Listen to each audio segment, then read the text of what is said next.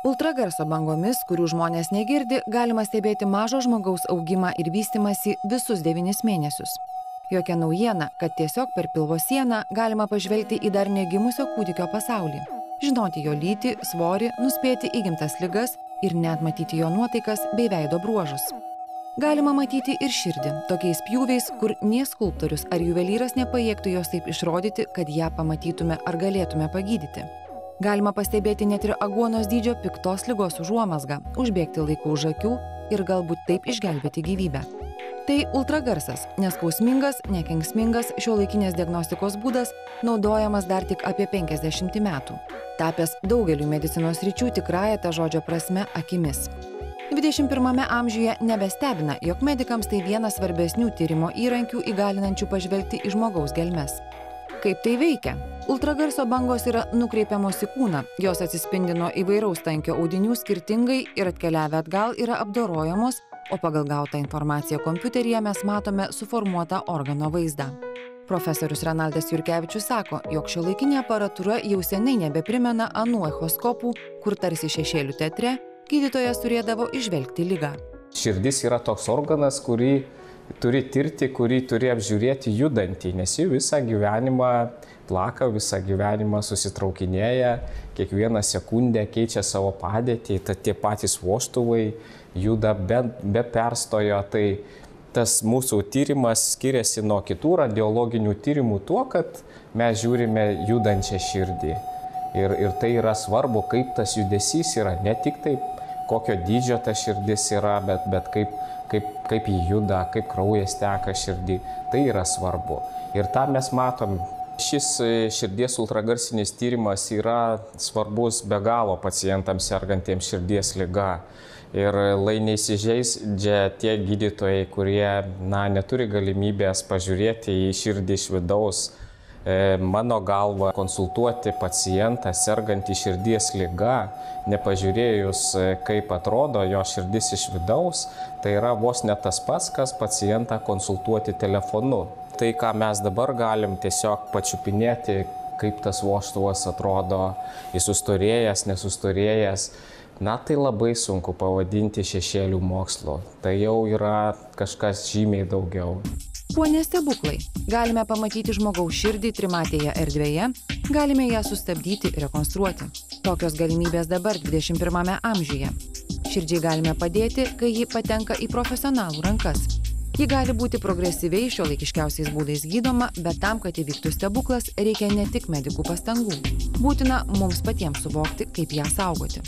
Pamatom visą širdį, galime ją žiūrėti iš bet kokios pozicijos, vartyti, pjaustyti įvairiais pjūviais ten, kur mums patinka, ir kur reikia be abejo, matuoti įvairiausius matavimus, įvairiausius parametrus ir tai be abejo yra svarbi informacija paskui sprendžiant apie paciento gydymą.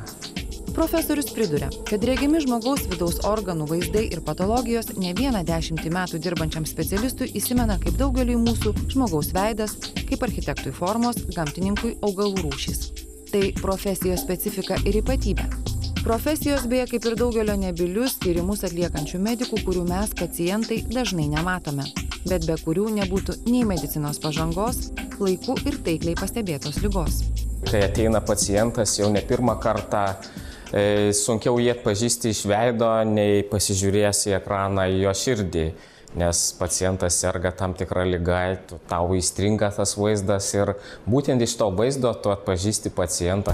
Šios specialybės medikus galima drąsiai vadinti pilvo chirurgų, ginekologų, onkologų, kardiochirurgų dešiniąja ranka ar net auksinės rankas turinčių operuojančių gydytojų akimis. Mes matom kartais net geriau negu kardiochirurgai.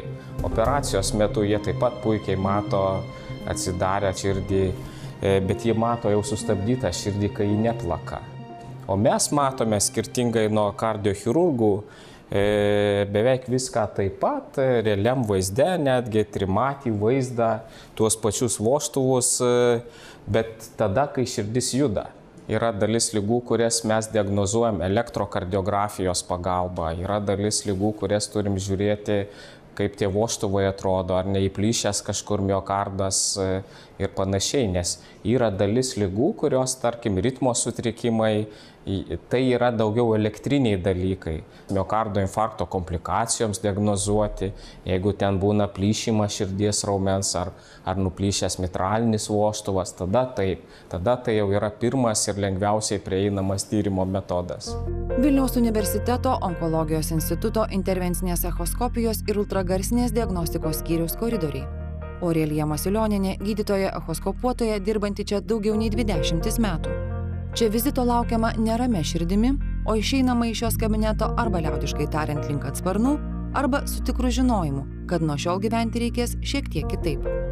Echoskopija subtili sritis, kur net mažiausias nepastabumas gali lemti labai didelę klaidą, o juk pavojus sveikatai ir gyvybei kartais slepiasi vos 3 mm mazgelyje. Nuo tyrimo rezultatų priklauso, kaip bus kovojama su onkologinė liga, spinduliniu gydymu, chemoterapija ar chirurginiu būdu. Ir vis dėlto medikė sako itin vertinanti tai, kad dirba onkologijos srityje. Čia darbas esantis įdomus bei prasmingas. Ir nors jis savo kasdien palinkėtų rasti kuo mažiau patologijų, ateinančiam žmogui to paties gydytoja palinkėti negali.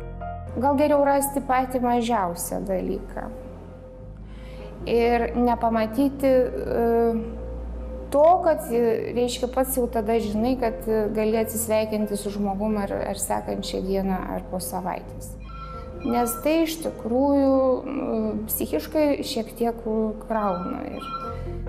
Už gydytojos echoskopuotojos kabineto durų tyrimo metu tvyro tyla, retkarčiais švelniai tariami medikės nurodymai ir nerimas bei laukimas paciento veide. Apsilankimas čia gali pakeisti gyvenimą, gali pakeisti požiūrį į save, kitus, egzistavimo prasmę ir dar. Gali sukelti begalinį norą gyventi toliau, bet kokiom priemonėm. Iš savo prigimties žmogus save myli. Ir jis nori gyventi, todėl kabinasi. Ir tas jo kabinimasis į gyvenimą tikrai būna pliusas prie to, ką gali dar duoti medicina, ką jinai šiuo metu turi. Nes psichologinis faktorius yra labai didelis ir dar tikrai didelis sergant būtent mūsų ligom onkologiniam. Kad nieko nėra yra pats smagiausias dalykas ir išeina kaip ant sparnų. Ir yra ne vieną kartą man pasakė, kad sako, po jūsų, man sako, reiškia, aš galiu jau daugiau niekuo netikėti, niekur nebevaikščioti, bet kaip išeinu iš jūsų kabinetų, iš echoskopinių, man sako, aš galiu gyventi 1,5 metų ramiai. Liga yra liga ir visų reakcija į ją vienoda, sako medikė. Baisiausia, anot jos, išgirdus diagnozę yra pirmasis žmogų ištinkantis šokas. Taip yra buvę ir prieš 20 mečius ir dabar. Gerai tai, kad dabar žmonės sąmoningesni ir labiau savim rūpinasi, pastebi gydytoja. Pamena, darbo pradžioje, kol krūviai buvo nereglamentuoti, tekdavė priimti po 60 pacientų per dieną. Tačiau ir echoskopija buvo kitokia. Čia tuomet dar tik žengianti pirmuosius žingsnius. Dabar mūsų žymiai platesnės galimybės echoskopuoti.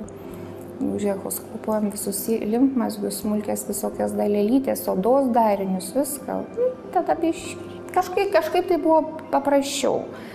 Kepenys inkstai, o dabar tai kaip pasiėmi žmogų, pasiguldai nuo galvos iki kojų. Jeigu nusiauna batus, tai mano seselė sako, nu jau padų, tai daktarė nežiūrės.